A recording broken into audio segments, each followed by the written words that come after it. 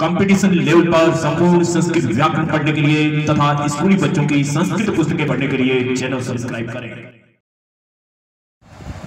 श्री गणेशाय नमः, सरस्वती नमः।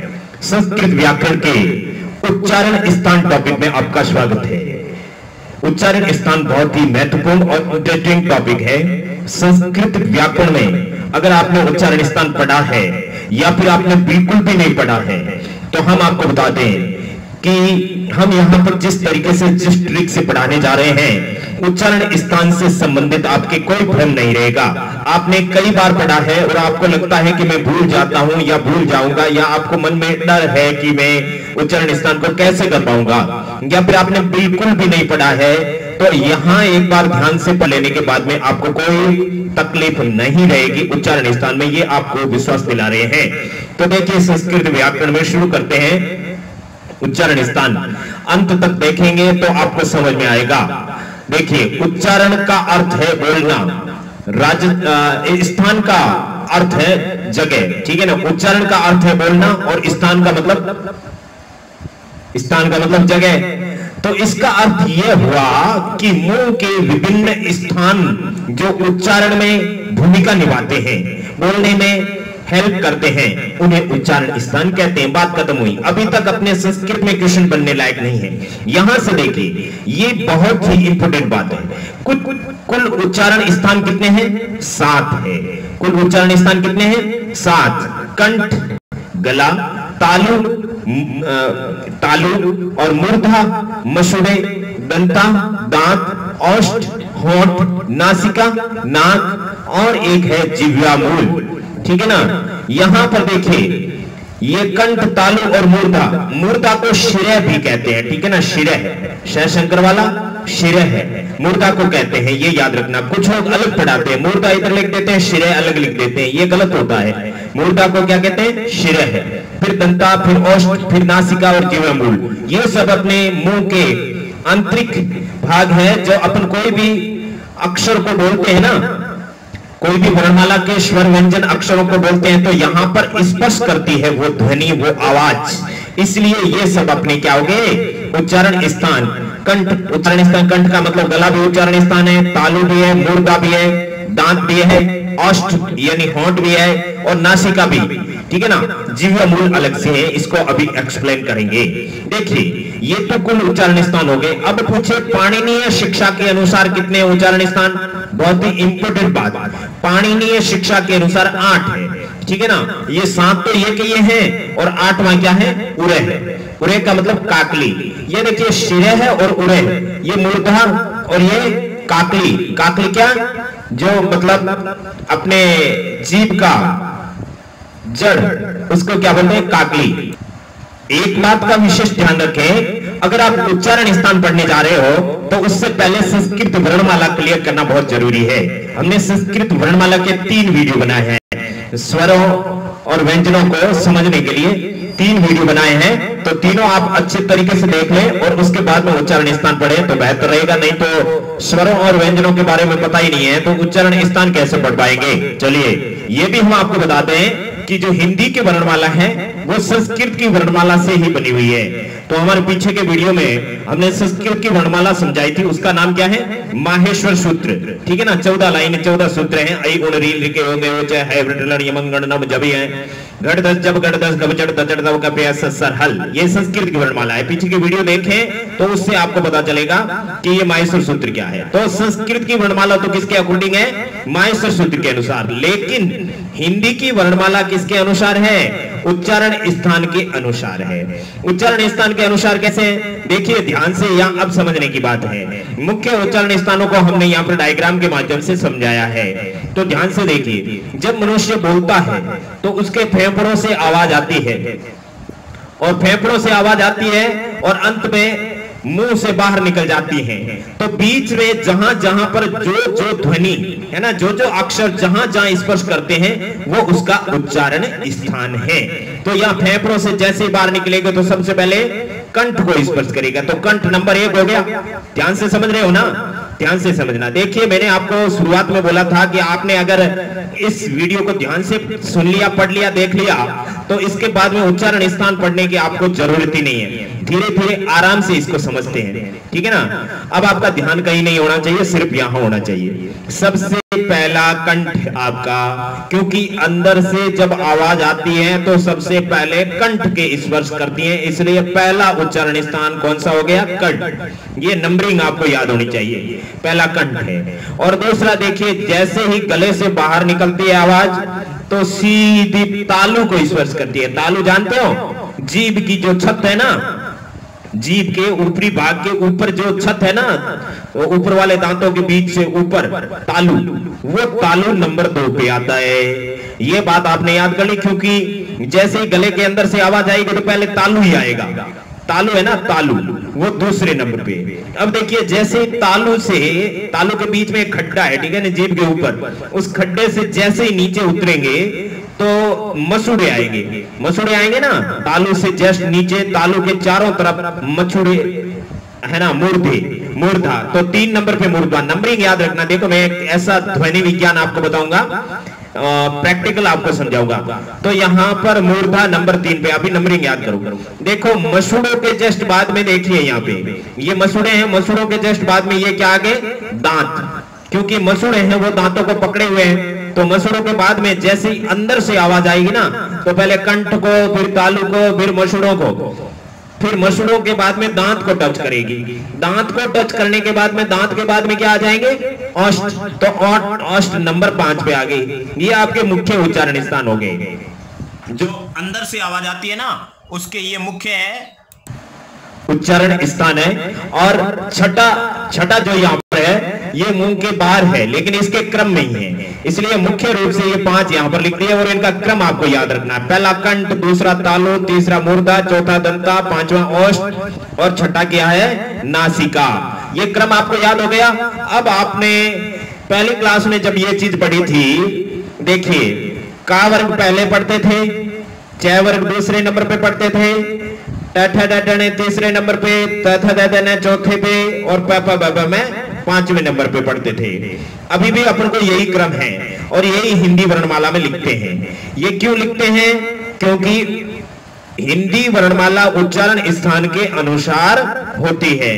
तो हिंदी वर्णमाला उच्चारण स्थान के अनुसार होती है। क्यों देखे, कंठ है ना, उसका उच्चारण स्थान है वो क, ख, ग, घ, ग। इस ड़ को ग पढ़ते हैं संस्कृत में, ग, क, ख, ग, घ, ग, ठीक है ना। तो ये कंठ से उच्चारित है, ठीक है ना। तो कंठ नंबर 1 पे, क वर्ग नंबर 1 पे, और तालु से उच्चारित है वो च, छ, ज, झ, इए, ठीक है ना। इसको इए पढ़ते हैं। ये तालु से, तालु नंबर 2 पे है, तो च वर्ग नंबर 2 पे है। अब उसके बाद में आता है मूर्धा। मूर्धा नंबर 3 पे है, तो ट, ठ, ड, ढ, ण, ये ट, ठ, ड, ढ, ण नंबर 3 पे है। अब 4 नंबर पे क्या है? दंता। मूर्धा के बाद में दंता आता है। आपने अंदर से क्रम जो सेट किया था वैसे याद है आपको। 4 नंबर पे दंता है, तो त, थ, द, ध, न, ये 4 नंबर पे। ये तो सब आपको जिसको याद है थोड़ा धैर्य रखें, आगे हम एक एक अक्षर के बारे में आपको एक ट्रिक बताएंगे। तो यहाँ दंता नंबर 4 पे है, त, थ, द, ध, न, और नंबर 4 का जो उच्चारण स्थान है वो भी दंता है। अब 5वें नंबर पे क्या है? ओष्ठ। तो प, फ, ब, भ, म, इनका उच्चारण स्थान क्या है? ओष्ठ, ठीक है ना। ऐसे याद रखो। अब जिसको ऐसे याद था या फिर ऐसे भी नहीं था और जो ऐसे याद रख सकते हैं उनके लिए अच्छी बात है।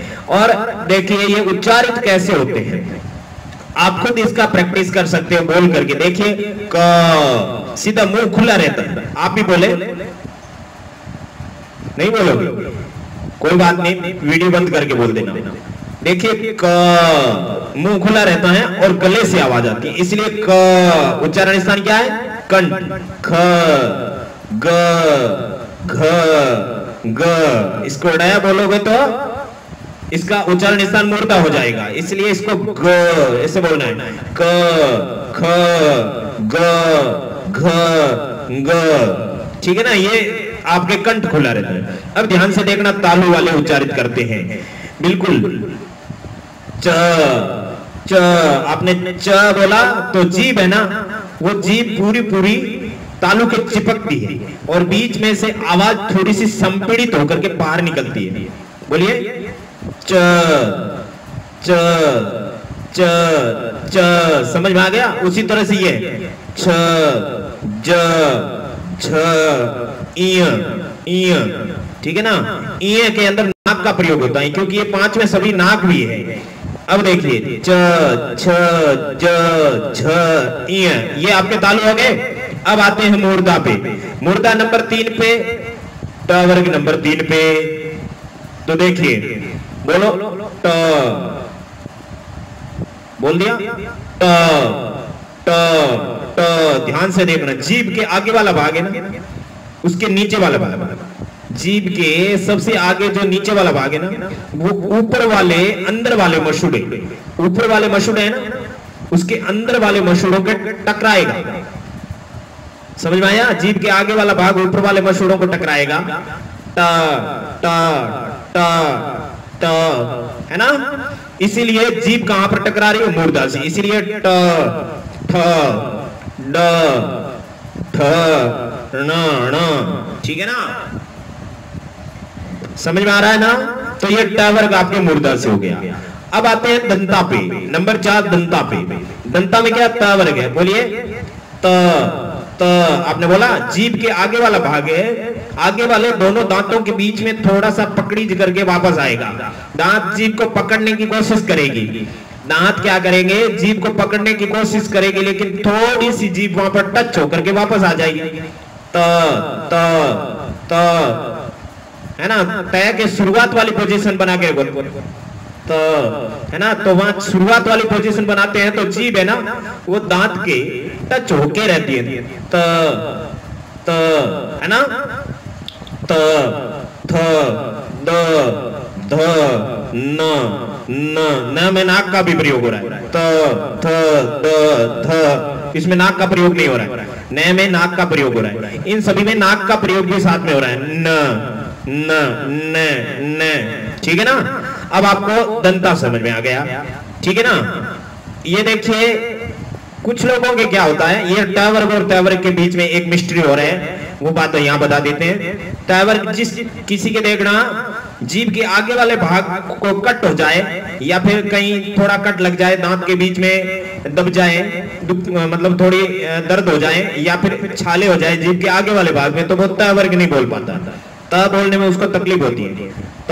तो ठीक है ना?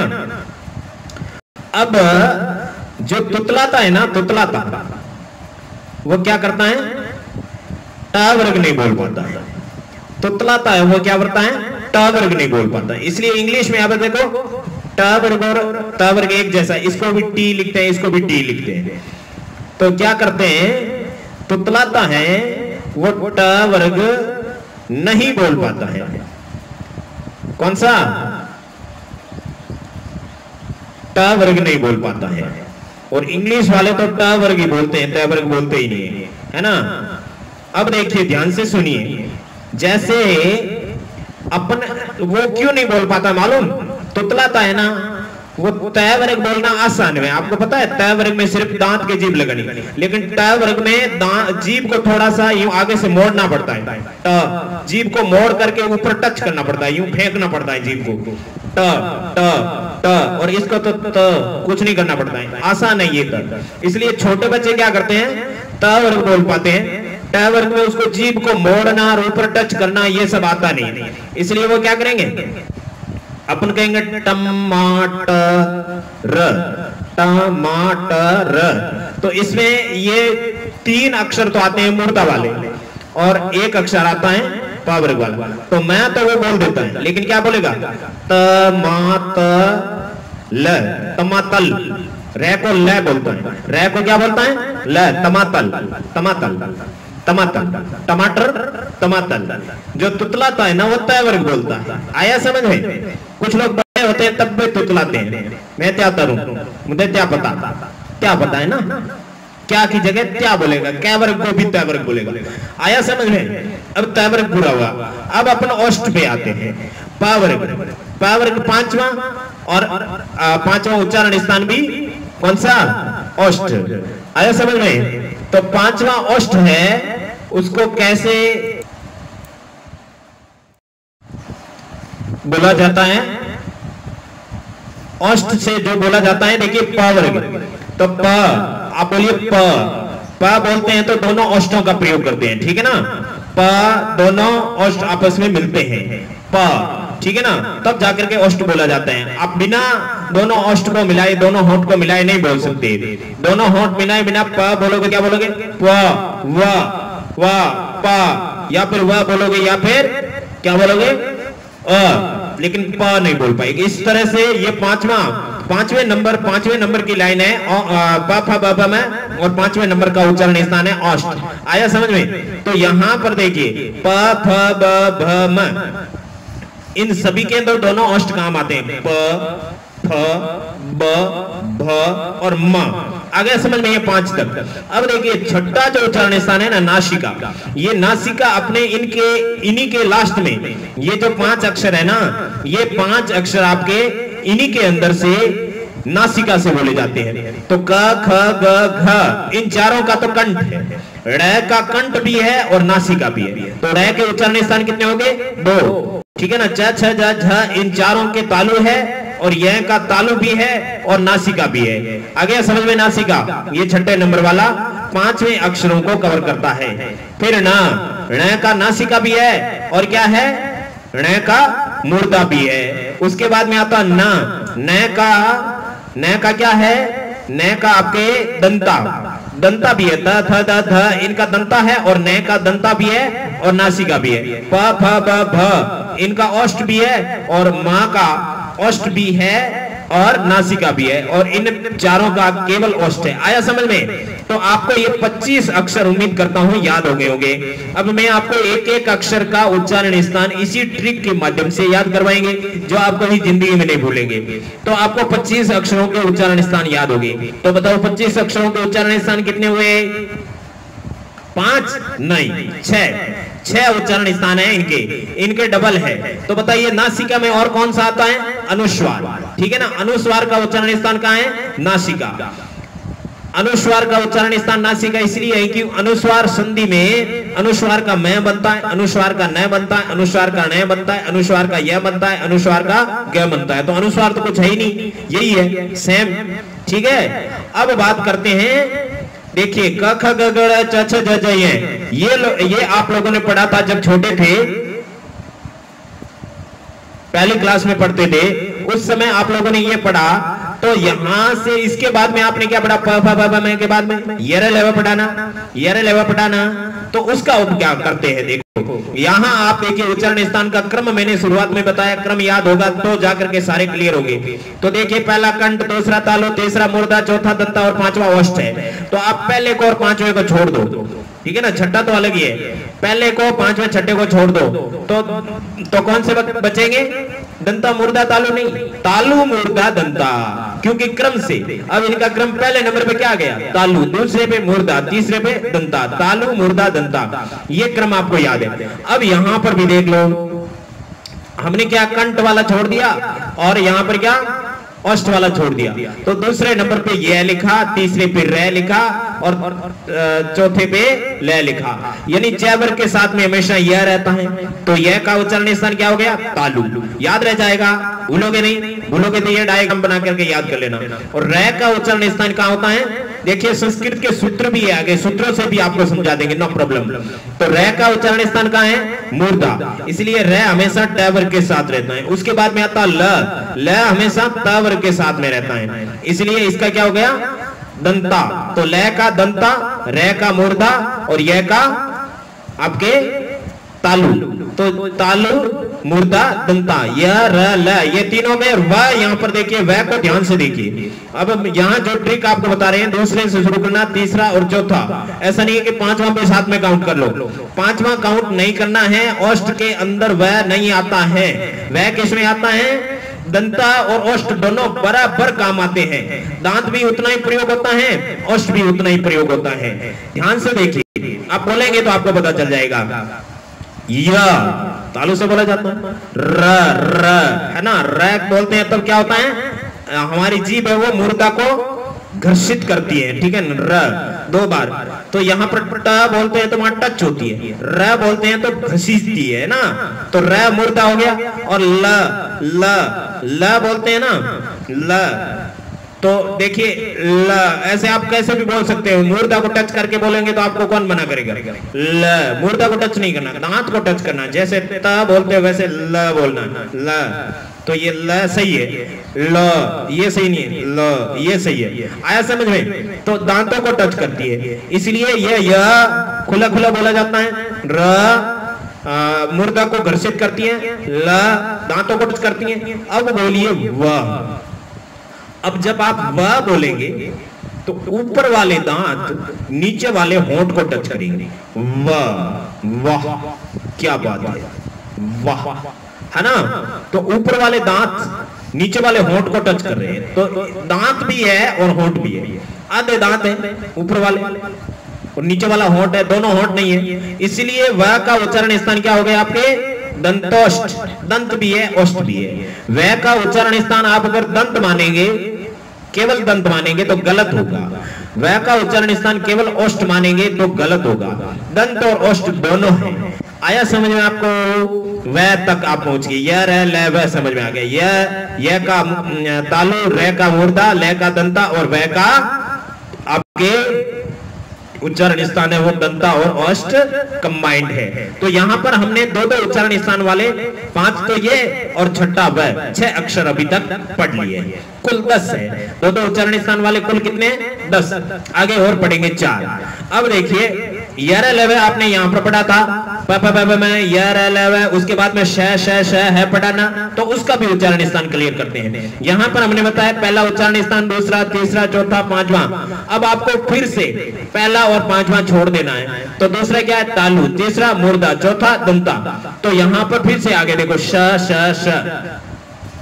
तो ये स दूसरे च के अंदर कौन सा उच्चारण स्थान आता है? तालु। नंबर 2 पे तालु आता है। आपको दिमाग कहाँ लगाना है? अपने खुद के गले और खुद के तालु इधर लगना है। तालु ऐसे शब्दों पे ध्यान नहीं रखना है। इसका जो तालु कहाँ पर है, आपके मुंह में तालु कहाँ है, वहां पर ये तालु में श आता है। सबसे पहले ये श आता है क्योंकि आवाज अंदर से आती है। तो ये श कहां बैठ जाता है? तालु पे। उसके बाद में ये श बोलता है षटकोण, मतलब मुर्दा पे बैठ जाता है। ये ट वर्ग के साथ में रहता है, ये मुर्दा में आ गया। आ गया समझ में? तो ये श दूसरे नंबर वाले च वर्ग के साथ, ये श तीसरे नंबर वाले ट वर्ग के साथ। अब देखिए ये संधि पढ़ेंगे ना, संधि, वहां पर भी ये चीज है, वहां कॉमन आएगी। एक सचुत्व संधि है और उसके बाद में विसर्ग संधि। व्यंजन संधि और विसर्ग संधि में ये चीज बहुत काम आएगी।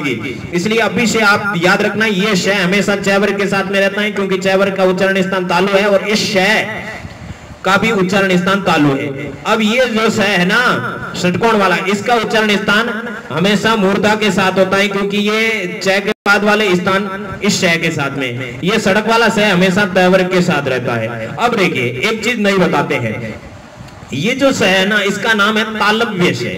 तालु से तालव्य बना। ये स इसका नाम मूर्धन्य है क्योंकि मुर्दा से मूर्धन्य बना।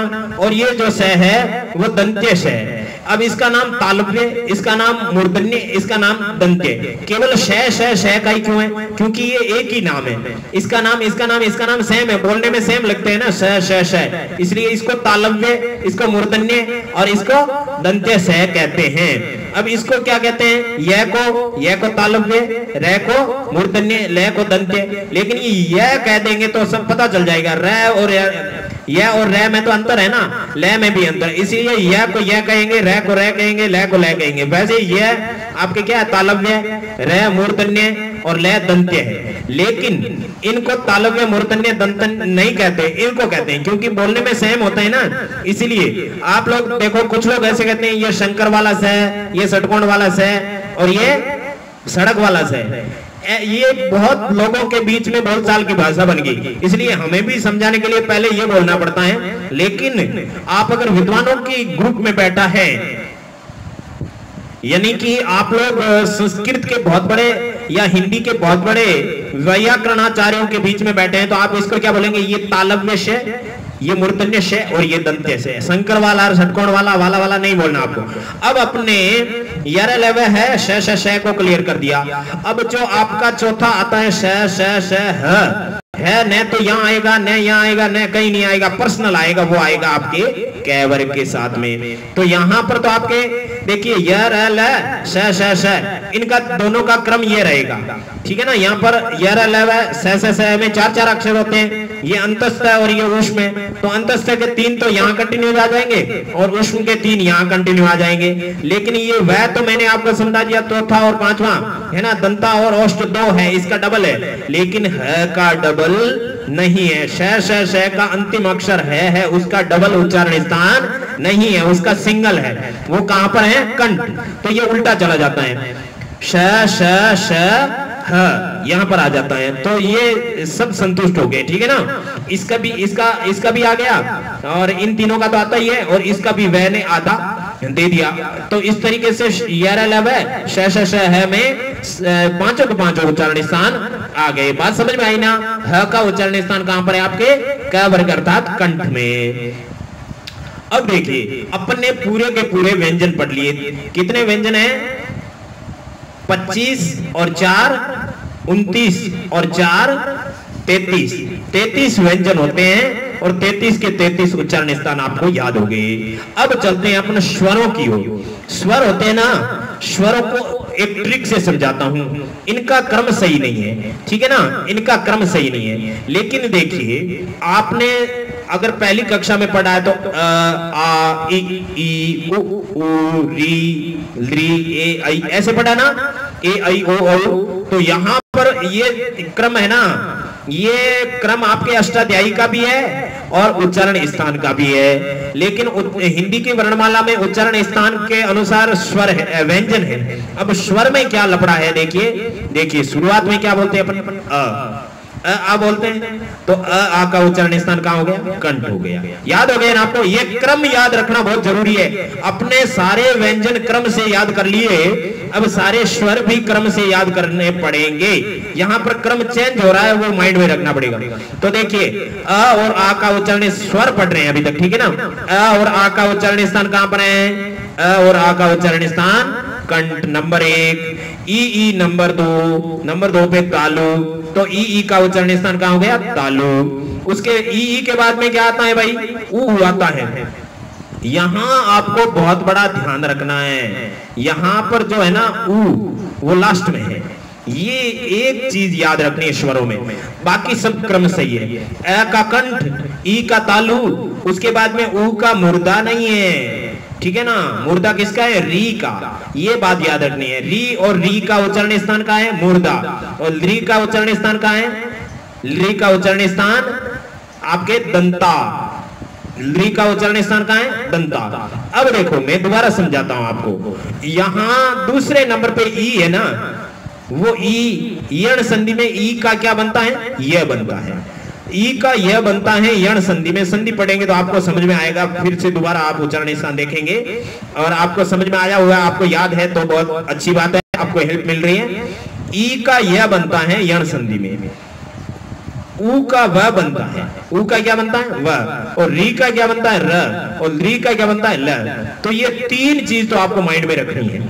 3 चीज माइंड में रखनी है यण संधि के। अ का उच्चारण स्थान कंठ है, वो अलग से याद कर लो। अब दूसरे तीसरे चौथे नंबर पे जो चीज यहां पर थी ना, वो यहां पर थी, वो यहां पर थी और वो यहां पर भी है। ई का यह बनता है, री का र बनता है और री का ल बनता है यण संधि में। तो जिसका जो बनता है वो उसी उच्चारण स्थान से बोला जाएगा। अगर ई को अपन तालु से बोल रहे हैं तो यह को भी तालु से बोलेंगे। अगर यह को तालु से बोल रहे हैं तो ई को भी तालु से बोलेंगे। र को तालु से बोल रहे हैं तो री को भी तालु से बोलेंगे। ल को र को मुर्दा से बोलते हैं तो री को भी मुर्दा से बोलेंगे। और ल को दंता से बोल रहे हैं तो री को भी दंता से बोलेंगे। बात समझ में आ रही है क्या? नहीं आ रही है तो वीडियो दोबारा देख लेना। अब देखिए ऊ का उच्चारण स्थान कहां है? ऊ का उच्चारण स्थान ओष्ठ है। ये आपको याद रखना पड़ेगा। पाणिनि ने केवल जो माहेश्वर सूत्र में 9 स्वर है ना, उन 9 स्वरों को ही बताया है। ये आ, बड़ी ई, बड़ा री और बड़ा ऊ नहीं बताया, इसलिए मैंने रेड पेन में लिखा है। री का बड़ा नहीं होता है, ठीक है ना, री का बड़ा नहीं होता है। अब इस ए का प्लुत भी होता है, ई का प्लुत भी होता है, तो वो प्लुत का भी उच्चारण स्थान वही होता है। पूछ ले तो आपको बता देना है। अब आपके स्वर यहां तक क्लियर हो गए, यहां तक स्वर क्लियर हो गए। अब आगे के जो स्वर है ना, ए आई ओ औ, उसको अपन यहां समझते हैं। ए आई का उच्चारण स्थान है कंठ और तालु, कंठ और तालु, पहला और दूसरा, ठीक है ना। ए आई का उच्चारण स्थान कंठ और तालु, ये दोनों साथ में है। कैसे है मैं प्रूव करता हूं। देखिए अ प्लस ई इजिकल टू क्या होता है, ए होता है कि नहीं होता है। संधि आपके गुण संधि में अ के बाद में ई आए तो दोनों मिलके ए बनता है। तो यहां मान लो अ है या फिर आ है, अ और आ दोनों का कंठ ही है, तो अ का उच्चारण स्थान कंठ। और ई का क्या है, देखो ई का क्या है, तालु। अ का कंठ, ई का तालु, तो ये ए का उच्चारण स्थान हो गया कंठ तालु, क्योंकि ए स्वर है ही नहीं वहां पर, तो अ और ई है, ये मूल स्वर है, दोनों मिलके ए बना तो बन गया।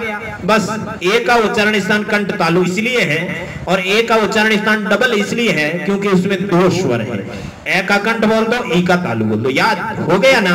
ऐसा तरीका आपको और कहीं नहीं मिलेगा, एक बार पक्का याद हो गया। देखिए एक किससे बनता है, आपको संधि भी याद हो रही है, उच्चारण स्थान भी याद हो रहे हैं। अगर आपको अ का याद है तो अ शुरुआत में है कंठ है, ई नंबर 2 पे है तालु है। उसके बाद में देखिए आई का उच्चारण स्थान कंठ तालु है।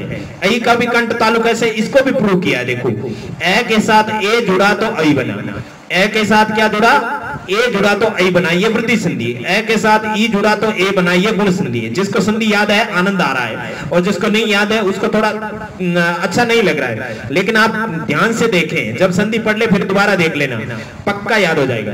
ए के साथ ए जुड़ा आई बना। अब इस ए के टुकड़े और करो, क्योंकि इस ए के टुकड़े अपने अ प्लस ई करा था, तो यहां पर भी अ प्लस ई करेंगे, तो ये अ यहां पर आ गया और इस ए का अ और ई हो गया।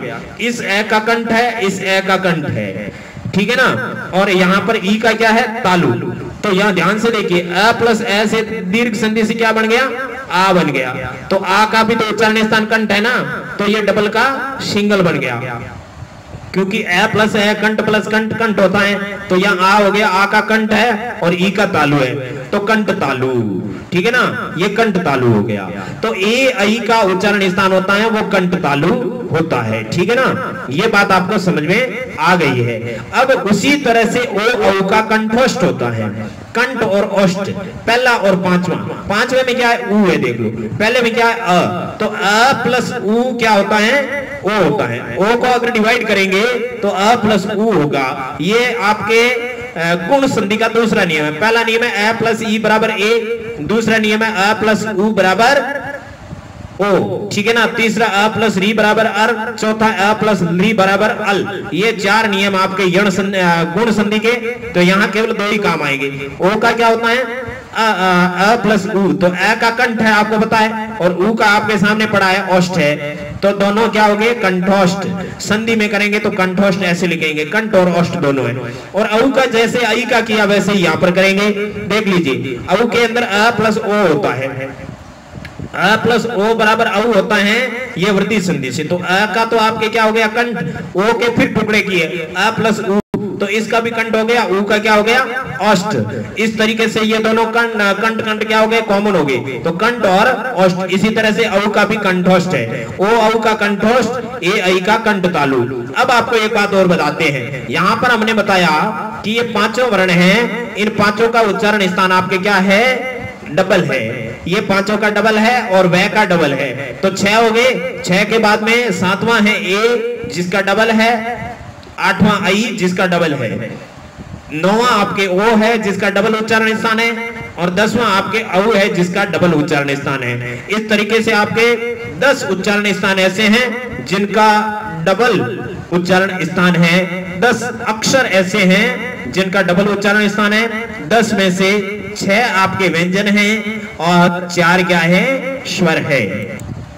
अब देखिए आपको सारा कुछ याद तो हो गया है, लेकिन मैंने आपको वादा किया था कि हम हर एंगल से पढ़ेंगे, तो आपको मैं 1-2 एंगल और सिखा देता हूं, जिससे क्या है कि आपके ये क्वेश्चन कभी भी गलत होने की संभावना बिल्कुल भी नहीं रहेगी।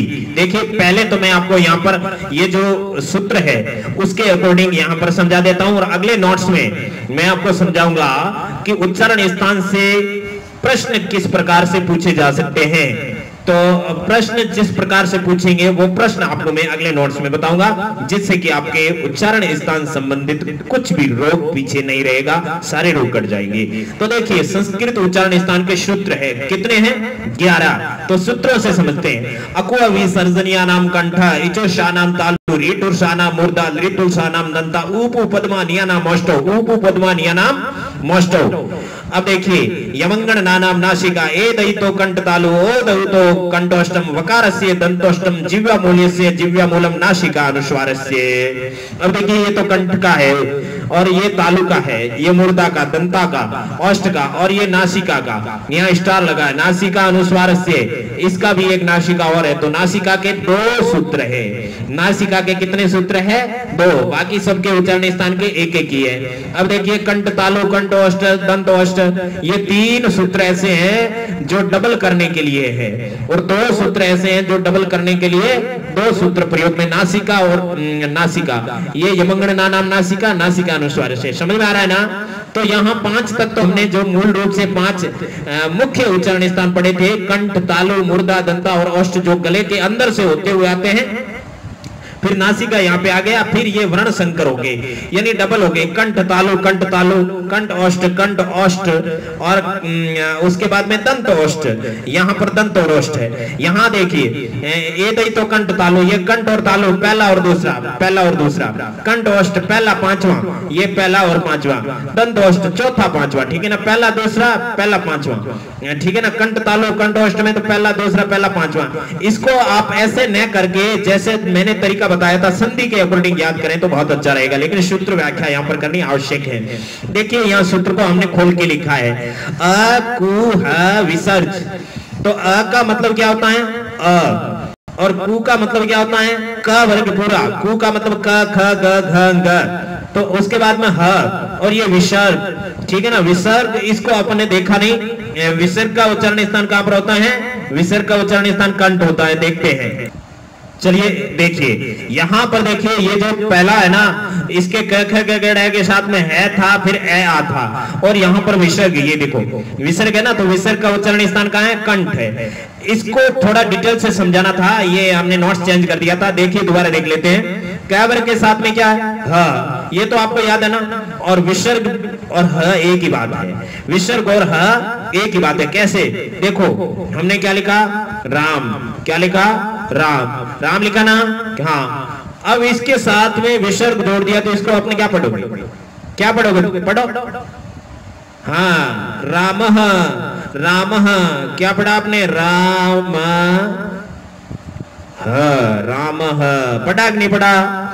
तो विसर्ग एक ह जैसा उच्चारण स्थान है। राम, रामः, रामः।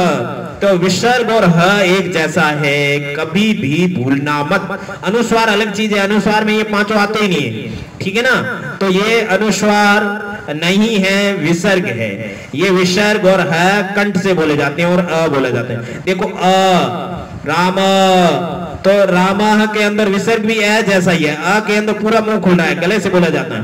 ई, ये देखो तालु से बोला जाता है। री, ये मूर्धा से बोला जाता है। ली, ये आपके किससे बोला जाता है? दंता से। ऊ को देखो, दोनों मुंह एक पूरा पाइप बन रहा है, ठीक है ना? ओष्ठ दोनों क्या पाइप बन रहे हैं, ओष्ठ का प्रयोग हो रहा है। ऊ है ना? तो ये स्वरों का जो ध्वनि विज्ञान है वो मैंने दोबारा समझा दिया। अब ये जो चीज है ना, ये चीज अर्ध विसर्ग प, अर्ध विसर्ग फ, ये इसको अर्ध विसर्ग कहते हैं। ये आधा विसर्ग है, ठीक है ना? ये क्या है? आधा विसर्ग है। ये हमेशा आधा विसर्ग हमेशा किसी भी अक्षर से पहले लगता है। तो आधा विसर्ग प और आधा विसर्ग फ, इन दोनों का उच्चारण स्थान कहाँ है? ओष्ठ है, ठीक है ना? अर्ध विसर्ग प और अर्ध विसर्ग फ, इनको क्या कहते हैं ये हम सूत्र में देखेंगे, क्योंकि सूत्र के अकॉर्डिंग इसको पूरा समझेंगे। पहले ये सूत्र देख लीजिए, क्योंकि अभी इसकी चर्चा चल रही है तो यही समझ लेते हैं। ऊपू पद्मानिया नाम ओष्टो, इसकी पहले व्याख्या कर देते हैं। देखो यहां से ऊपू, पू बड़ा है ना? पू बड़ा है, हाँ। तो उसके टुकड़े करेंगे तो क्या होगा? ये पू बड़ा है, उसका एक तो ऊ प्लस, ठीक है ना? पहले आएगा पू, छोटा पू और फिर ऊ। अब देखिए पै के बाद में ऊ है, पै के बाद में ऊ है और उसके बाद में ये ऊ है, तो ये ऊ और ये ऊ दोनों मिलकर के बड़ा ऊ बन गया। तो ये दीर्घ संधि भी है यहाँ पर कौन सी संधि है? दीर्घ संधि है। तो यहाँ पर ध्यान से देखो, ऊ और एक पू और एक ऊ और है, वो ऊ इस पै के साथ में जुड़ा तो क्या बना? ऊ पू उपध्मानीय। क्या बना? ऊ पू और उपध्मानीय, ऊ पू उपध्मानीय, ठीक है ना। तो यहां पर क्या हुआ? उपध्मानीय। ये सूत्र व्याख्या होगी। तो ऊ का अब देखिए यहां से करते हैं, पहले ये एक एक क्रम वाइज समझते हैं, ये जानकारी आपको होगी। यहां देख लेते हैं पहले। अ का मतलब अ और कु का मतलब का वर्ग पूरा। कु के अंदर 5 अक्षर है और ह भी कंठ से, और विसर्ज का मतलब होता है विसर्ग। तो कितने हुए देखो? अ 1, कु के अंदर 5, 6 और है 7 और विसर्ग 8। तो कुल 8 वर्ण है, ठीक है ना। कुल वर्ण कितने हैं? 8 वर्ण हैं, कंठ से बोले जाते हैं। अब देखिए ए के साथ आ मानोगे तो कितने हो जाएंगे?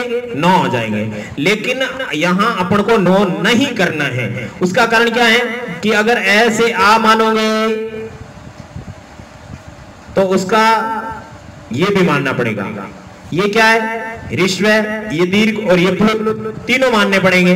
इसीलिए अपन को ये दोनों मानने ही नहीं है, इसीलिए इसमें 8 ही राइट है। या तो 8 राइट है या 10 राइट है, क्योंकि अ 3 होते हैं, अ दीर्घ और प्लुत, ठीक है ना। इसीलिए कुल 10 हो जाते हैं, 9 का आंकड़ा होता ही नहीं है। तो यहां पर एक ये 5, 6 और ये 7 और ये 8 वर्ण आते हैं। ई में भी देखो, ई, चू, य, शा, नाम, तालु। तो ई यहां पर आ गया, चू यहां पे आ गया, य यहां पे आ गया। शानाम का मिस्ट्री ध्यान से देखो, शानाम के अंदर षष्ठी बहुवचन है। शानाम होता है ना रामाणाम, राम माणाम, माणाम के अंदर नाम आता है, ना का कोई मतलब नहीं है। तो यहाँ पर भी नाम है, वो नाम षष्ठी बहुवचन की वजह से शब्द रूप चलता है इसका। बहुवचन इसलिए आए क्योंकि यहाँ बहुत सारे। ई, चू, चू का मतलब होता है 6 वर्ग पूरा, ये 6 हो गए। यह का मतलब यह आपको पता ही है, और श, यह के साथ में हमेशा ये श रहता है। तो ये शंकर वाला स, तालव्य स, इन के अंदर कितने अक्षर हो गए? सा नाम, यानी इन सभी का लगता है ना षष्ठी में। शब्द रूप ध्यान से देखो, पूरे हमारे चैनल पर शब्द रूप, धातु रूप, संधि, समास, प्रत्यय, उपसर्ग, कारक, वाच्य, बहुत बड़े बड़े टॉपिक बहुत बेरहमी से पढ़ाए हुए, आप सारे पढ़ो क्योंकि हर ग्रामर आपस में कनेक्टेड है। चलिए यहाँ पे आते हैं। ई हो गया, च वर्ग हो गया, यह हो गया और ये श हो गया। इन सभी का उच्चारण स्थान है तालु, परंतु ये कितने हैं? 9, ठीक है ना। 1, 5, 6, 7, 1, 5, 6 और ये 7 और ये 8 हो गए। रीटुर शानाम मूर्धा, ऐसे आप शानाम शानाम है, इचु शानाम मूर्धा, रीटुर शानाम तालु, ऐसे कनेक्ट नहीं करना। यहाँ से शानाम के आगे तालु, मूर्धा और दंता, ये शानाम शानाम 3 बार है। ये शानाम तालव्य, ये शानाम मूर्धन्य और ये शानाम दंत्य। तो री का मतलब तो री आता है, देखो सबके अंदर पहले स्वर लिखा है इसने, अ, ई, री, ली, उ, 5 तक है ना। सूत्र के अंदर पहले स्वर लिखे। पाणिनि बहुत ही इंटेलिजेंट थे और दूसरे नंबर पे सारे वर्ग लिखे, कु, चू, टू, तू और पू। यहाँ पर पू ये देखो छोटा भी है और यहाँ बड़ा मात्रा क्यों लिखी है? दीर्घ संधि से एक उ और निकल रहा है। तो यहाँ पर पहले नंबर पे सारे स्वर आ रहे हैं। री आ गया, ट वर्ग पूरा आ गया, फिर र, ट वर्ग के साथ में ये र के साथ में ये श आता है। सूत्रों को याद कर लो और उसके बाद में आपको कोई प्रॉब्लम नहीं है। एक तो माहेश्वर सूत्र और ये सूत्र 11 सूत्र। तो री तुलसानाम मुर्दा, ये मुर्दा हो गया। ली तुलसानाम बनता, ली स्वर है और तू क्या है? त वर्ग, त थ द ध न और ल। ली के साथ हमेशा ल रहता है, री के साथ रह रहता है, ई के साथ ई का हमेशा यह बनता है। अब ये स आ गया। इनका ये कितने वर्ण है भाई? 8 है। ध्यान से देखना, यहां पर दंता के अंदर 8 वर्ण है, ठीक है ना। ली और तू, ल और श, ये 8 है क्योंकि सब में 8 है। अब ऊ, पू, अर्धविसर्ग प, अर्धविसर्ग फ, ऊ, पू, उपध्मानीय नाम। यहाँ कोई ज्यादा बड़े सूत्र को देख के डरना नहीं है। ऊ ऊ को डिलीट करो, आपको समझ में आ गया। ऊ बोल रहा है पू का मतलब ये प वर्ग बोल रहा है, तो 6 अक्षर तो आपके क्लियर हो गए ना। अब इसने कहा उपदमानीय नाम। उपदमानीय नाम का मतलब यहां देखो, उपदमानीय क्या होते हैं? उपदमानीय इसका नाम है, अर्धविसर्ग प और अर्धविसर्ग फ।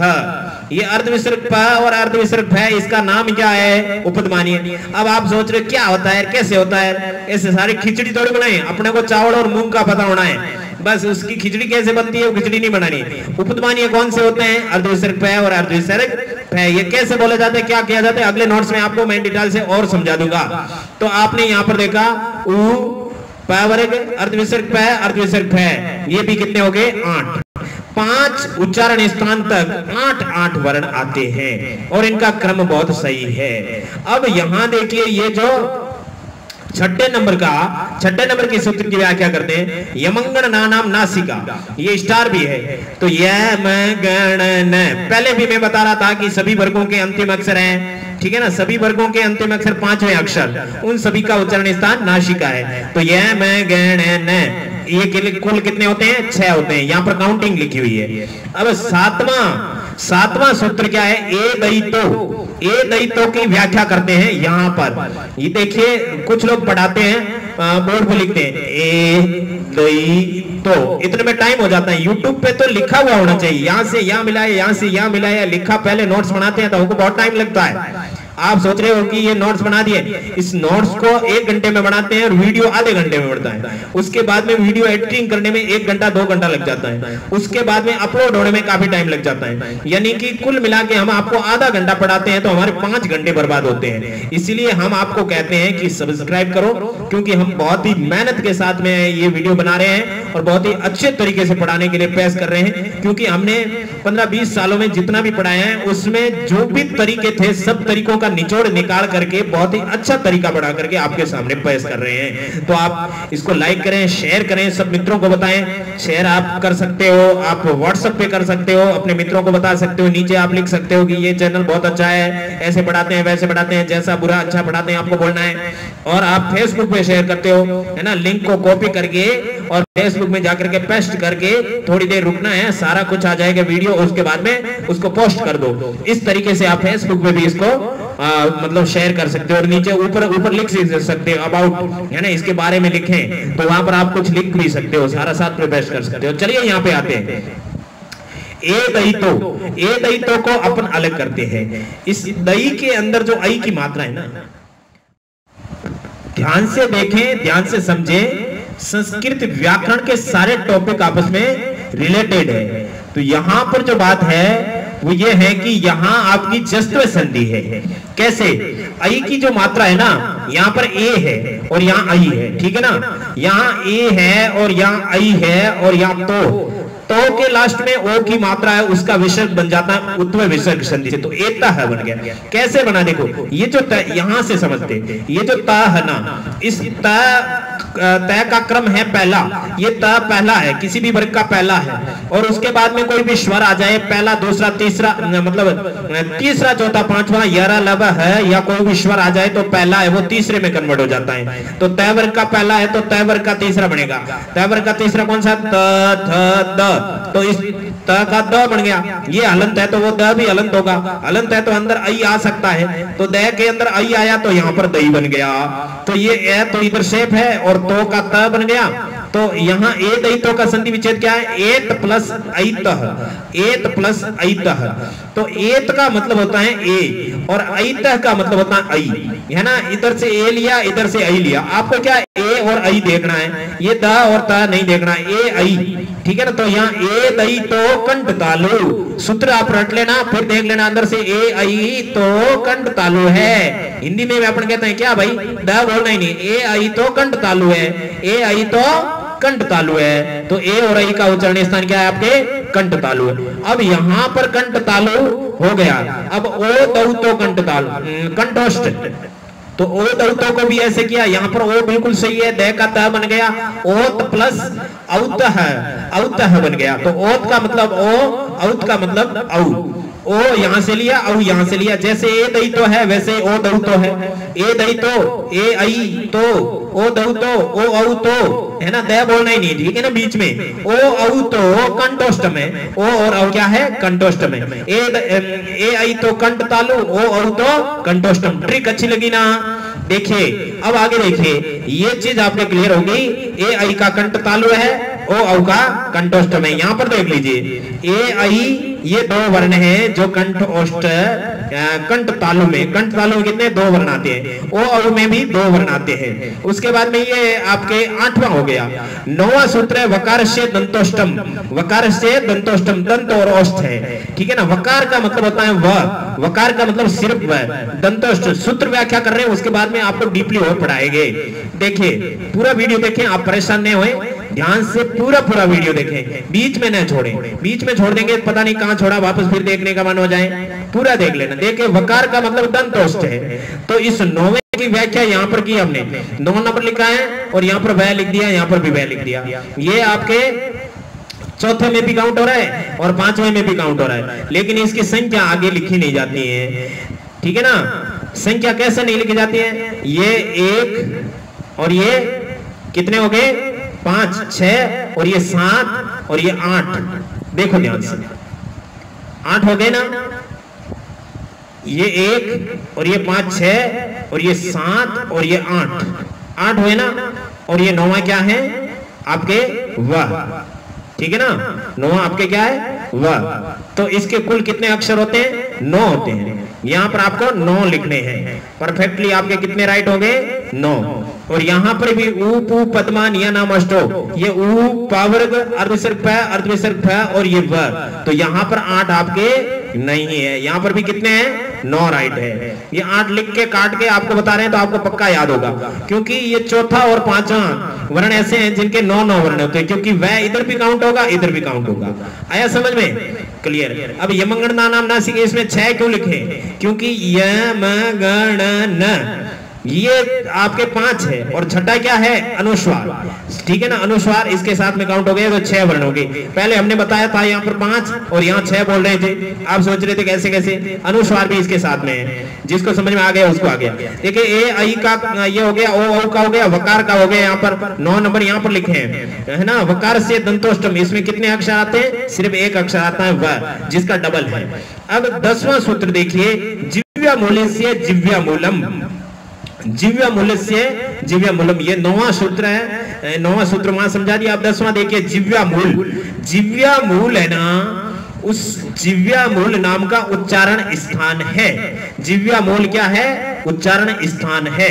जिव्या मूल उच्चारण स्थान है, उसको जिव्या मूल का मतलब होता है जीभ की जड़, ठीक है ना। जीभ की जड़ है ना, जीभ खींचोगे तो पीछे वो कहां टिकी हुई होती है, उसको जिव्या मूल कहते हैं। उसका उच्चारण स्थान है अर्धविसर्ग क और अर्धविसर्ग ख। ये कंठ के पास में ही है, क और ख कंठ के पास में है। जीभ की मूल कहां है, कंठ के पास में, इसलिए काकल होता है ना, अंदर जीभ के अंदर देखोगे ऊपर छोटी सी जीभ और होती है, उसके नीचे वहां पर जीभ की जड़ है, वहां आपके अर्धविसर्ग क और अर्धविसर्ग ख का उच्चारण स्थान है। ये 2 वर्ण होते हैं, ये उच्चारण स्थान है।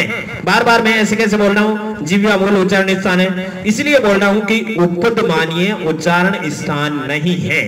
उपदमानीय क्या है, उच्चारण स्थान नहीं है। उपदमानीय में अर्धविसर्ग प और अर्धविसर्ग फ आते हैं। ये अर्धविसर्ग प और अर्धविसर्ग फ का नाम उपदमानीय है, क्योंकि इसने बोला ना ऊ पू उपदमानीय नाम अष्टो, ऊ और प वर्ग तथा उपदमानीय वर्णों का उच्चारण स्थान अष्ट है। तो उपदमानीय वर्ण कौन से हैं, अर्धविसर्ग फ और अर्धविसर्ग प और अर्धविसर्ग फ। अब जिव्या मूल्य वर्ण कौन से हैं, अर्धविसर्ग क और अर्धविसर्ग ख। अब जिव्या मूल्य अर्धविसर्ग क और अर्धविसर्ग ख है, लेकिन जिव्या मूल्य उच्चारण स्थान भी है और जिव्या मूल्य वर्ण का नाम भी है। दोनों चीजें यहाँ पर। जिव्या मूल्य वर्ण कौन से हैं, अर्धविसर्ग क और अर्धविसर्ग ख। उपदमानीय वर्ण कौन से हैं, अर्धविसर्ग प और अर्धविसर्ग फ। जिव्या मूल्य उच्चारण स्थान में कौन कौन से आते हैं, क्या जिव्या मूल्य उच्चारण स्थान में अर्धविसर्ग क और अर्धविसर्ग ख आते हैं। उपदमानीय उच्चारण स्थान में कौन से आते हैं, कि भाई उपदमानीय तो उच्चारण स्थान है ही नहीं, तो उच्चारण स्थान कौन सा है, कि उच्चारण स्थान तो औष्ठ है। अब उच्चारण स्थान औष्ठ में कौन कौन से आते हैं, कि उच्चारण स्थान औष्ठ में ऊ प वर्ग, अर्धविसर्ग प और अर्धविसर्ग फ और व, ठीक है ना, वह भी इसके अंदर आता है, उसके कुल मिला के 9 अक्षर हो गए। यहां तक अपन पहुंचे जीवा मूल्य से, जीवा मूल्यम। अब अंतिम सूत्र है नासिका अनुस्वार से। उसके बाद में हम आपको एक नोट्स के अंदर बहुत ही महत्वपूर्ण प्रश्नों पर डिस्कस करने जाएंगे। ये आपके नासिका है। नासिका अनुस्वार से, अनुस्वार का अनुस्वार से षष्ठी एकवचन, अनुस्वार का नासिका होता है, तो अनुस्वार का उच्चारण स्थान नासिका होता है। यहाँ पर 11 नंबर सूत्र की व्याख्या यहाँ पर आ गई। उम्मीद करता हूँ आपने सूत्रों की व्याख्या के अंदर और गहरा ज्ञान कर लिया है। अब अपन और गहरा ज्ञान करने के लिए जा देखिए, उच्चारण स्थान के अंदर अपने कुल 3 नोट्स से पढ़ा था। पहले नोट्स के अंदर अपने उच्चारण स्थान कौन से वर्ण का क्या उच्चारण स्थान होता है। दूसरे के अंदर अपने पढ़ा था सूत्रों की व्याख्या, कौन से सूत्र को कैसे कन्वर्ट करते हैं। अब यहाँ पर उच्चारण स्थान का पीक है ना, जैसे कोरोना का पीक आया ना, उसी तरह से ये उच्चारण स्थान का पीक है। इसके आगे पीलिया रोग है। पीलिया रोग का मतलब होता है इसके आगे कुछ भी अध्ययन करने योग्य नहीं है। तो यहाँ उच्चारण स्थान से संबंधित हम ऐसा कुछ और ज्यादा अध्ययन करने जा रहे हैं। और हम आपको बता दें कि हम बैकग्राउंड टीचिंग करते हैं। बैकग्राउंड टीचिंग का मतलब हम बार बार आपके सामने नहीं आ रहे हैं। हमारी ये पेन आपके सामने आ रही है जो आपको बता रही है कि कहां पर हम पढ़ रहे हैं। ये बहुत ही अच्छा तरीका है, ठीक है ना। कुछ लोग कंप्यूटर से पढ़ा रहे हैं, उनका माउस चलता नहीं है, बीच में रुकते हैं, ऐसे करते रहते हैं, तो वहां आपका टाइम वेस्ट होता है। यहाँ पर हम बहुत ही सटीक तरीके से पहले पूरी तैयारी करके आपको पढ़ा रहे हैं। चलिए आप यहाँ पढ़ना शुरू करें। सबसे पहले तो एक ही उच्चारण स्थान वाले वर्ण पढ़ते हैं। एक ही उच्चारण स्थान वाले वर्ण कितने हैं? 32। कितने हैं? 32। और उनके साथ में कुछ और है 6, तो वो मिला के 38 हो रहे हैं, ठीक है ना। तो या तो 32 है या 38 है। 32 भी राइट है, 38 भी राइट है। समझ में आया? अगर आपके एक ही उच्चारण स्थान वाले वर्ण पूछे तो 32 राइट होगा और 38 भी राइट होगा। 38 भी राइट है, 32 भी राइट है। 32 कैसे हैं उसको भी प्रूव कर रहे हैं, 38 कैसे हैं उसको भी प्रूव करते हैं। तो यहां देखिए, सबसे पहले तो आपके 4 वर्ण हैं। 4 वर्ण हैं क ख ग घ। वो 5 वर्गों के, चारों अक्षर 5 वर्गों के, क्योंकि 5वां तो न है, यह ड़ के तो डबल है। एक ही उच्चारण स्थान वाला तो क ख ग घ, और ड़ तो डबल आ गया, इसलिए ड़ को छोड़ दिया। तो 5 वर्गों के 4-4 ले लिए, पहला दूसरा चौथा 5 वर्गों के ले लिए, तो कुल कितने हो गए? 20 वर्ण हो गए। तो यहाँ 20 तो हो गए 32 में से। अब देखिए य र ल, ये 3 हो गए। वह तो है नहीं, क्योंकि वह तो आपके डबल में आ गया, इसलिए वह यहां पर काउंट नहीं होगा। वह काउंट नहीं होगा, तो ये 3 काउंट तो हो गए ना, य र ल, क्योंकि अपन वैसे जैसे अपने पीछे पढ़े थे वैसे वैसे यहाँ क्लियर करने जाए। पहले व्यंजन पढ़ रहे हैं, उसके बाद में अंतस्थ है, उसके बाद में ऊष्म, उसके बाद में स्वर। तो ये आगे य र ल, ये कितने हो गए? 23। 20 और 3 23। उसके बाद में श श श ह। इन चारों अक्षरों के उच्चारण स्थान भी एक ही है। इसका कहां है, इसका कहां है, इसका कहां है, इसका कहां है, आपको पता है, लेकिन है तो एक ही ना। अब ये 4 हो गए। 23 के अंदर 4 जोड़े तो कितने हो गए? 24, 25, 26, 27, तो ये 27। अब 27 के अंदर स्वर जोड़ते हैं। देखिए यहाँ पर अ, ई, उ, री और द्री, इन 5 वर्णों के उच्चारण स्थान कहां है? 5 वर्णों के उच्चारण स्थान है वो एक ही है। उसके बाद में ए, आई, ओ, औ, ये 4 वर्ण और है। कुल 9 वर्ण उच्चारण स्थान के दृष्टिकोण से 9 स्वर ही गिने जाते हैं।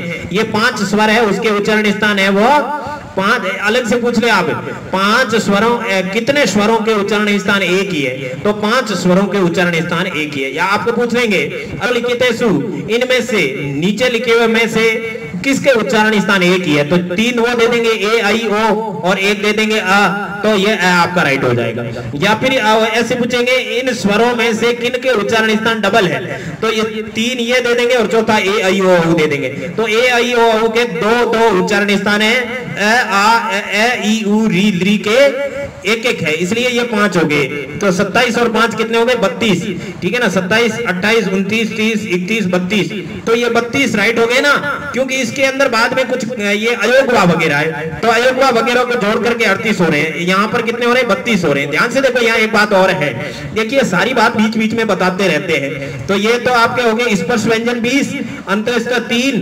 तो प्रश्न पूछा जाता है कि एक ही उच्चारण स्थान वाले अंतस्थ वर्ण कितने होते हैं? 1, 2, 3 या 4? तो 3 राइट होगा।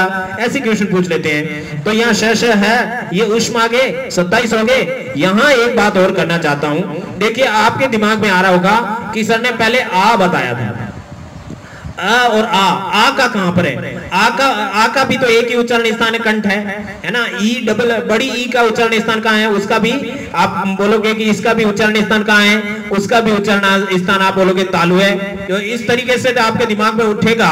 तो हमने पहले ही बताया था कि ए कहो, ए तो हर्ष है, उसका आ है वो दीर्घ है और उसका वो प्लुत हो जाता है। तो प्लुत के हिसाब से ये 3 प्रकार के हो जाते हैं। उसके बाद में उत्तात, अनुदात और स्वरित के हिसाब से ये 9 प्रकार का हो जाता है। और उसके बाद में अनुनासिक और अननुनासिक के हिसाब से ये 18 प्रकार का हो जाता है। तो ए के कुल 18 काउंट करने पड़ेंगे ना। इसका अगर आपको वीडियो देखना है तो इससे जस्ट पहले हमने स्वरों के भेदों का बताया था, उसकी मैं पीडीएफ बता देता हूं।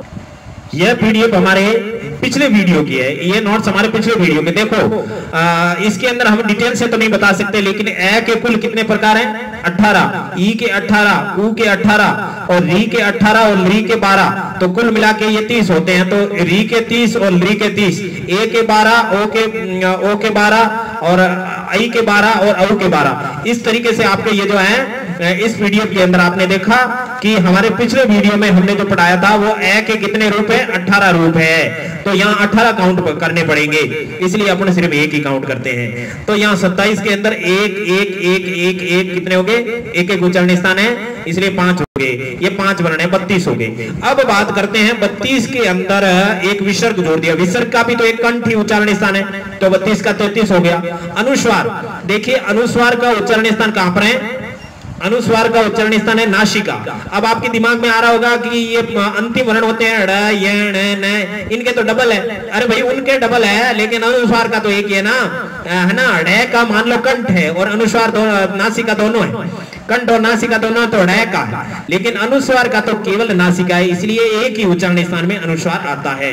तो 32 के साथ विसर्ग जोड़ा 33 और 33 के साथ अनुस्वार जोड़ा 34 हो गए। अब 34 के अंदर जिव्या मूल्य वर्ण है ना, अर्धविसर्ग है और अर्धविसर्ग है, उसका उच्चारण स्थान जिव्या मूल है, इसलिए वो 2 मिलाए तो 34 से कितने हो गए?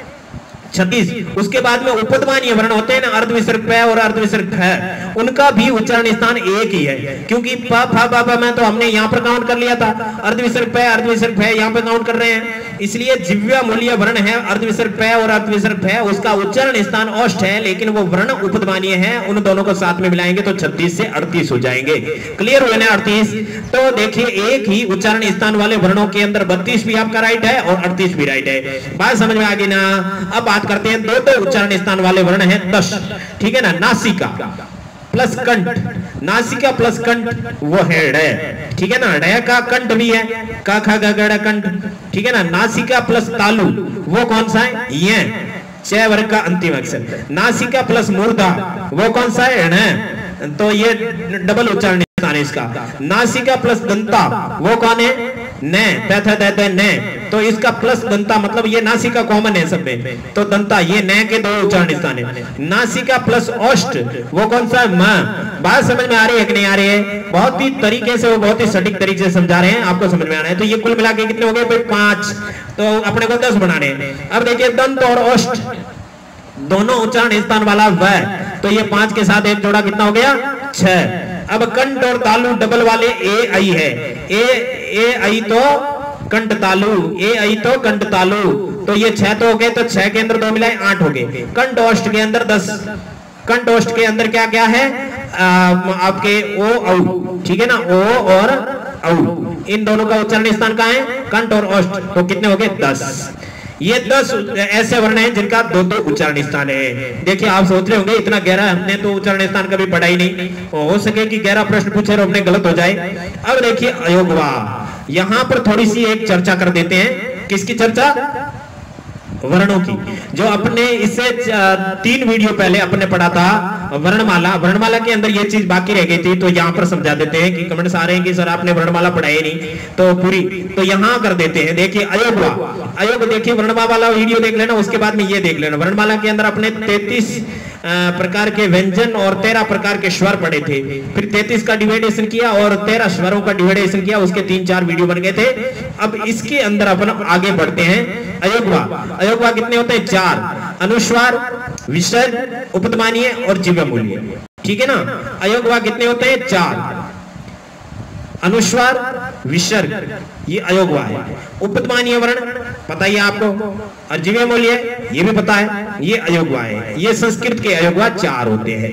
अब यम वर्ण बहुत ही इंपॉर्टेंट चीज है, ठीक है ना। अयोगवा के अलावा यम वर्ग, कुछ लोग अयोगवा के अंदर ही यम जोड़ देते हैं, यम इधर नहीं है, यम अलग है। यम वर्ण के अंदर क वर्ग के क ख ग घ, ध्यान से देखना, क वर्ग के क ख ग घ के बाद में पंचम वर्ण आ जाए किसी शब्द के अंदर, क ख ग घ के जस्ट बाद में, ये आधे होने चाहिए, इसके अंदर कोई स्वर नहीं होने चाहिए। इसके बाद में पंचम वर्ण आ जाए, पंचम वर्ण का मतलब कोई भी वर्ग का, ठीक है ना।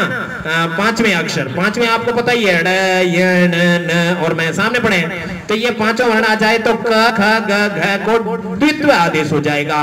द्वित्व आदेश हो जाएगा मतलब इसको डबल लिखना पड़ेगा, बाद में 5वां आ गया तो डबल लिखेंगे, तो उस डबल के अंदर जो दूसरा है ना, पहला तो यही होगा, उसके जस्ट बाद में होगा, उसको यम कहेंगे। जैसे कि पलिकनी, पलिकनी, यहां देखो न है ना, न 5वां है, इससे पहले क्या था, क था, तो इसको डबल आदेश किया तो ये का आ गया, इसको यम कहेंगे। दूसरा यम होता है ना, चखनतु, चखनतु के अंदर ख डबल है, क्यों, क्योंकि यहाँ न आ गया, न की वजह से ये ख था, एक ही था पहले, फिर ये डबल आदेश हुआ तो इस दूसरे का नाम यम है। अग्नि, अग्नि, ठीक है ना, अग्नि के अंदर ये ग ये पहले था और न आ गया, न के बाद में ई की मात्रा है, तो ये ग के बाद में न आया तो बीच में एक ग और आ गया, उसको यम कहेंगे। बात समझ में आ रही है ना। अब देखो घंटी, घनंती, तो ये घ और न और नंती, तो ये घ था और ये न था, तो उसने कहा कि ये 5वां आ गया, और ये क वर्ग के चारों में से इस तरह से ये आपके कितने हो गए, दूसरा है वो यम है। दूसरा क्या है, डबल आदेश है, वो यम है। तो यम कितने होते हैं, 4। यम कितने होते हैं, 4। बात समझ में आ गई। अब देखिए उपध्मानीय जीव्य मूल्य वर्ण अर्धविसर्ग क और अर्धविसर्ग ख होता है, ये तो आपको पता ही है। उपध्मानीय वर्ण अर्धविसर्ग प और अर्धविसर्ग फ। अब अपन जा रहे, देखा आप थक गए होंगे, लेकिन फिर भी अगर वीडियो आप बंद करना चाहते हो तो बाद में यहीं से शुरू कर लेना। नहीं थके हो, आपको बहुत इंटरेस्ट महसूस हो रहा है, तो यहाँ पर एक चीज और पढ़ लेते हैं। पाणिनीय शिक्षा के अनुसार स्वर और व्यंजन का डिवाइडेशन, अगर आपने किताबों में पढ़ा है और आपको भारी लगता है तो यहाँ उसको हम बहुत ही सरल बना देते हैं। देखिए वहां पर लिखा है कुल वर्ण कितने लिखे, देखिए कुल वर्ण 63-64 लिखे हुए हैं।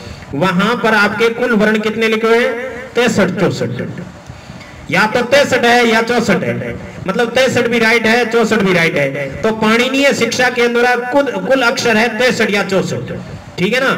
और उसने क्या, व्यंजन कितने हैं, 42, लेकिन स्वर कितने हैं, 21 या 22। तो अब 21 या 22 उसको यहां पर हम क्लियर करने जा रहे हैं, तो मैंने इसको हाईलाइट किया 21 22 21 22 21 22 63 64। तो यहाँ ये जो डबल वाला मामला उसको देखते हैं। देखिए पाणिनि ने जो पाणिनीय शिक्षा, अपन ने जो पाणिनि ने जो पढ़ाया उसको 13 वर्ण मानते हैं ना, 13 स्वर, वो 13 स्वर भी पाणिनि है। लेकिन एक शिक्षा है, एक अलग से मतलब संस्कृत में डिप्लोमा है पाणिनीय शिक्षा, वो पाणिनीय शिक्षा के अंदर स्वर और व्यंजनों की काउंटिंग अलग होती है। तो पाणिनीय शिक्षा के अंदर देखिए स्वर 21 या 22 होते हैं। उसको कैसे होते हैं देखो, देखिए अ को पाणिनि ने कितना माना, 3 माना। अ कितने होते हैं, 3। 21 22 कैसे हुए, देखिए अपन के जो है अपन 13 पढ़ते हैं, उसमें अ कितने हैं, 2। हर्ष और दीर्घ 2 ही है। प्लुत तो अपन पढ़ते नहीं है, तो प्लुत पढ़ेंगे तो 3 हो जाएंगे। ई भी हर्ष दीर्घ और प्लुत 3 माने हैं पाणिनीय ने, तो 3 हो गए। ऊ भी 3 है तो 3 हो गए। री भी 3 है, हर्ष दीर्घ और प्लुत। लेकिन ए, अब री की बात बाद में करेंगे। ए है ना, उस ए के अंदर हर्ष नहीं होता तो कितने हो गए, 2 हो गए। आई भी हर्ष नहीं होता तो कितने हो गए, 2 हो गए। ओ भी हर्ष नहीं होता तो दीर्घ और प्लुत 2 हो गए। अब भी हृस्व नहीं होता इसलिए कितने हो गए, 2 हो गए। तो अब देखिए बात करते हैं ली की। दिख रहा है ना आपको, यहां दिख रहा है, ठीक है। ली या ली है ना, ये हृस्व तो है ही, ठीक है ना, हृस्व है लेकिन दीर्घ नहीं है, ये बात प्रूव हो गई। लेकिन प्लुत की बात करते हैं पाणिनीय शिक्षा में, तो ये 21 22 21 22 21 22 63 64 का लफड़ा ये ली से शुरू हुआ है। ये क्या कहते हैं, प्लुत है भी और नहीं भी। अब ली को आप हृस्व मानोगे तो क्या प्लुत मानोगे, क्या हाँ मानेंगे, नहीं मानोगे क्या? नहीं मानेंगे। मानोगे तो भी सही है, नहीं मानोगे तो भी सही है। बात समझ में आई ना? ली है उसके प्लुत मानोगे तो भी सही, आपको गलत नहीं कहेंगे कोई। ली को प्लुत नहीं मानोगे तो भी सही। इसीलिए अपन मानते हैं। कहाँ मानते हैं? अभी मैंने जो आपको पीडीएफ बताया था, डायग्राम बताया था, उसके अंदर जो स्वरों का वर्गीकरण है 21 प्रकार के, वो स्वरों के वर्गीकरण जो इससे पहला का वीडियो था उसके अंदर था। उसके अंदर स्वर आपके कितने प्रकार के? स्वर आपके मतलब 21 प्रकार के हैं। उनका जो वर्गीकरण आपको बताया था, दोबारा बता देता हूं, ये देख लिए। ये आपके पहले वीडियो में हमने पढ़ा था ना, उसके अंदर ए कितने प्रकार के? 18 प्रकार के। तो उसके बाद में अपन जो ली की बात करते हैं ना, ये ली, तो ये ली उसने क्या माना? दीर्घ नहीं माना, ठीक है ना। वहां उदात्त अनुदात्त स्वरित अनुनासिक अनुनासिक के अंदर उसने इसको प्लुत माना है, वहां पर परफेक्टली माना है। तो पाणिनीय शिक्षा के अंदर ये कहना चाहता है कि उसको आप मान भी सकते हो और नहीं भी मान सकते हो। तो उदात्त अनुदात्त स्वरित और जो आपके अनुनासिक अनुनासिक के अंदर तो माना है, लेकिन कहीं कहीं पर नहीं माना है। तो ये ली है आपका ह्रस्व भी है, दीर्घ नहीं है, प्लुत है भी और नहीं भी। इस हिसाब से या तो एक है केवल ह्रस्व, या दो है ह्रस्व और प्लुत, लेकिन दीर्घ नहीं है। इसलिए स्वर आपके कितने हो गए? 3 3 6 3 9 3 12, 12 2 14 और 2 16 और 2 18 और 2 20, 20 और 1 21 मानो, या 20 या 2 22 मानो, एक ही बात है। अब आपको समझ में आया स्वर के अंदर जो 21 22 वाला लफड़ा है। अब अपन बात करते हैं व्यंजन की। व्यंजन के अंदर स्पर्श व्यंजन कितने हैं? स्पर्श व्यंजन आपके 25 है ना। कैसे लगाकर मैं अंतस्थ 4 है, उष्म 4 है, ठीक है ना। यर शश है, यम आपके 4 है, यहाँ पर सामने पड़े आपके ये यम 4 है। जो पाणिनीय शिक्षा के अंदर व्यंजन माने गए हैं वो अलग से माने गए हैं। अनुस्वार 1 है, विसर्ग 1 है, जिव्या मूल्य को 1 माना है। ये चीज यहाँ काउंट करनी है। जिव्या मूल्य वर्ण कितने होते हैं? 2, लेकिन पाणिनीय शिक्षा में जिव्या मूल्य वर्ण को कितना माना है? 1। उपध्मानीय कितना है? 1। क्यों माना है मैं आपको करता हूँ। देखिए यहाँ पर ये जो चिन्ह है ना, ये क के अंदर भी आता है, ख के अंदर भी आता है। तो ये क और ख तो जिव्या मूल्य 2 वर्ण है, लेकिन यहाँ पर जिव्या मूल्य का जो चिन्ह है ना, वो तो एक ही है ना। जैसे अपन विसर्ग, विसर्ग को आप कितना मानोगे? करोड़ों हो जाएंगे। राम है, मती है ना, भानु, सबके विसर्ग लगता है, तो उस विसर्ग को तो एक ही मानोगे ना। उसी तरह से पाणिनीय शिक्षा के अंदर इस उपध्मानीय और जिव्या मूल्य को एक एक माना। बहुत सारे है ना, कोचिंगों में पढ़ाते हैं और बच्चे पूछते हैं तो वो इधर उधर देखते हैं। अरे देखिए, आप ध्यान से समझिए, सोचिए, मंथन करिए, समझ में आ जाएगा। लिखे हुई चीज ऐसे नहीं मिलती है। तो जिव्या मूल्य वर्ण कितने होते हैं? 1। उपध्मानीय वर्ण कितने होते हैं? 1। अब दो स्पष्ट वर्ण है, ठ या ल।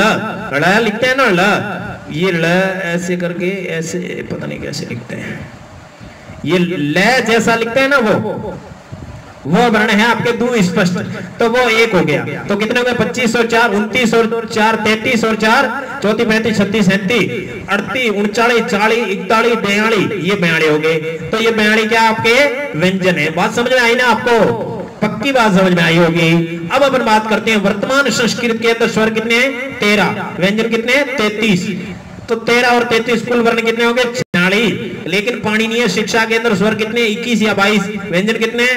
42। कुल वर्ण कितने हैं पाणिनीय शिक्षा के अनुसार? 63 या 64। में जल्दी जल्दी बोल दिया, लेकिन आपको तो पक्का रखना है, याद करना है, इससे संबंधित आपके प्रश्न बाहर नहीं जाएंगे। हमारे चैनल पर संपूर्ण संस्कृत व्याकरण के वीडियोज उपलब्ध हैं, इसलिए आप क्या करें? ये चीज करें, इस चीज का पूरा ध्यान रखें। इन्हीं शब्दों के साथ में आज के एक लंबे से वीडियो को यहीं विराम देते हैं। अगले वीडियो तक हम आशा करते हैं कि आपको वीडियो समझ में आया होगा।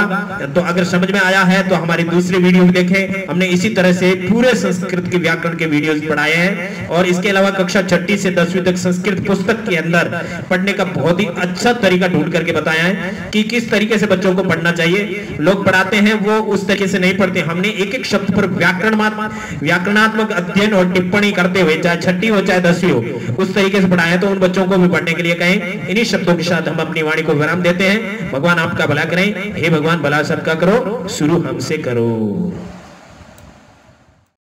हमारे चैनल पर राजस्थान की कक्षा 6ठी से 10वीं संपूर्ण संस्कृत और रीड संस्कृत का संपूर्ण कोर्स पढ़ाया हुआ है। प्लेलिस्ट है, अपना अध्ययन करें। 6ठी से 10वीं तक संपूर्ण संस्कृत पढ़ने के लिए चैनल सब्सक्राइब करें।